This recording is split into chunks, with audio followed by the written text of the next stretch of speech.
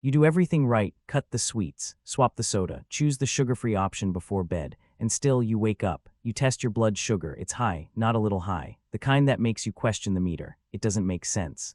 You ate nothing, you were careful, disciplined, yet your body worked against you all night. Here's the truth most people never hear. Drinks marketed as diabetic-friendly are quietly sabotaging you in the dark. One of the worst offenders carries as much sugar as a can of soda while wearing a health halo. But the real story is more useful than a scare. Most of that morning rise doesn't come from sugar in your glass. It comes from your liver releasing stored sugar in the early dawn hours, long before you wake. Between 3 and 4 in the morning, while you're asleep, a wave of hormones sweeps through your body. That signal hits your liver, and your liver answers by releasing stored sugar into your bloodstream. It's called the dawn phenomenon. It's the most common reason a careful person feels their morning reading makes no sense. Think of it this way. Your liver is a furnace with a timer set to switch on around 3 in the morning, whether the house needs heat or not. The problem isn't the wood you added at dinner. The problem is the timer itself. So if dinner isn't the culprit, what can a single drink before bed really do? A bedtime drink pulls on 3 real levers. The first lever is slowing sugar overnight. Certain compounds gently soften how quickly sugar moves through you. The effect is modest but real. The second lever is not adding hidden sugar in the first place. This sounds obvious, but it's where most people undo their own hard work. The third lever is protecting your sleep. When you sleep deeply, cortisol stays lower. Lower cortisol means your body listens to insulin better the next morning. This is indirect, but absolutely real. The 5 drinks I'm sharing, some work mainly on that first lever, slowing sugar. Others work on the third, fixing sleep. I'll tell you plainly which does which, so you never expect the wrong thing. Let's begin with the gentlest, the one that works through sleep.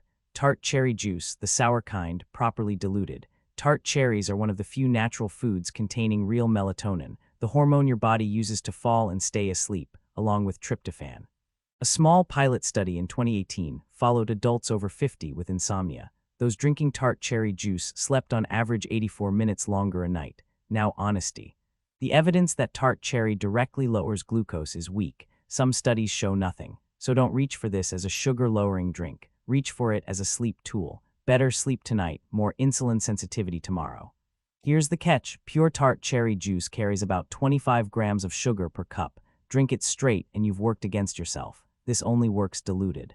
2 tablespoons in 8 ounces of water brings it to roughly 6 grams. Even then, count it toward your daily carbohydrates. The second sleep drink comes from a flower, chamomile.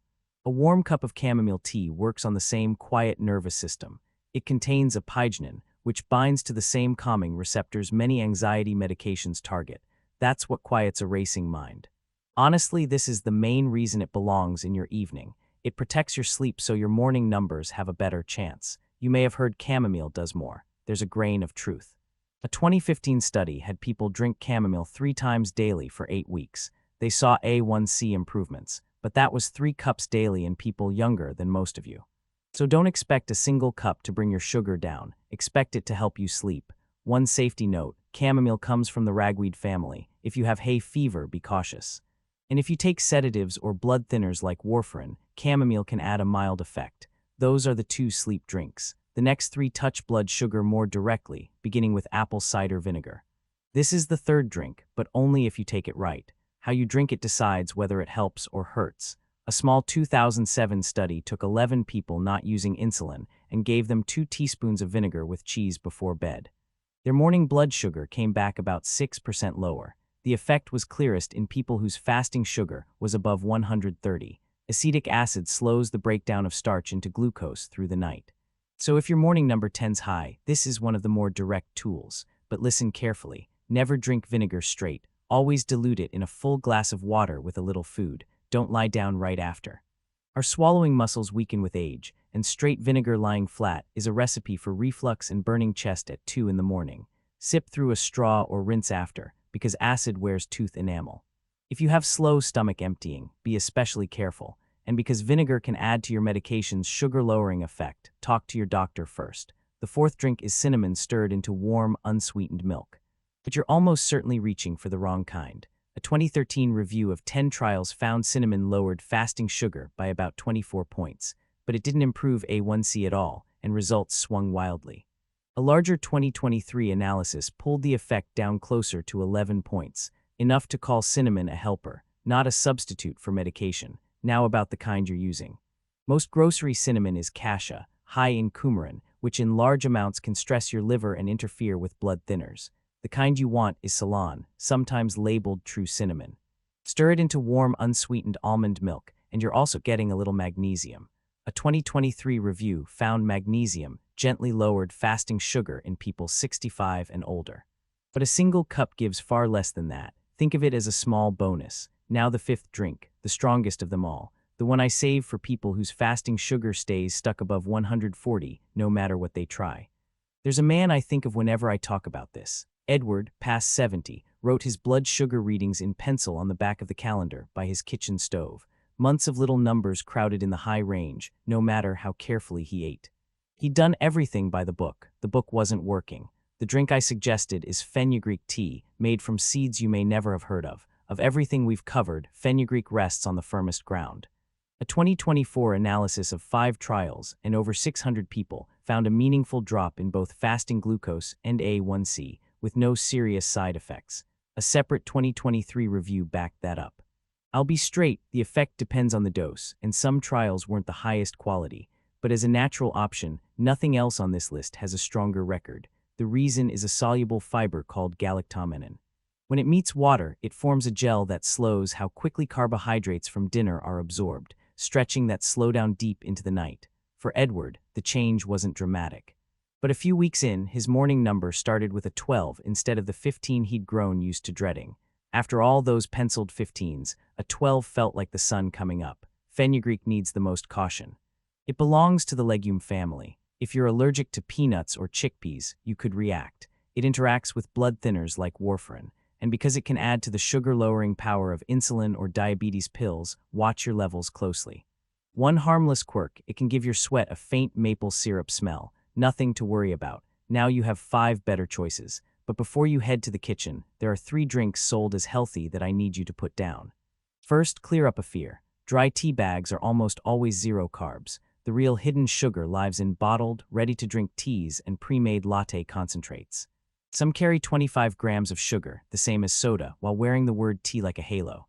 The rule, loose leaf in tea bags, good. Anything from a bottle or carton, read the label or leave it. Second, golden milk. Turmeric itself is good. The problem is what they pour it into. Store-bought golden milk often carries 16 to 24 grams of sugar, dressed up as coconut sugar or date syrup. To your pancreas, those are all just sugar. The fix is easy, make it yourself. Warm unsweetened almond milk, half a teaspoon turmeric, a pinch of black pepper, a few drops of stevia if you want it sweet. Same comfort, none of the damage. Third, the worst one, the diabetic shake. Glucerna boost glucose control. These shakes are not poison. They're built with slow-digesting carbohydrates designed to blunt spikes. Here's the actual problem. Each bottle still holds around 20 grams of carbohydrate. That's not a drink, that's a small meal. And when you sip one as your nightcap, you're feeding your body a meal's worth of carbohydrate right before the 8 longest fasting hours of your day. The product isn't the villain. Using it wrong is.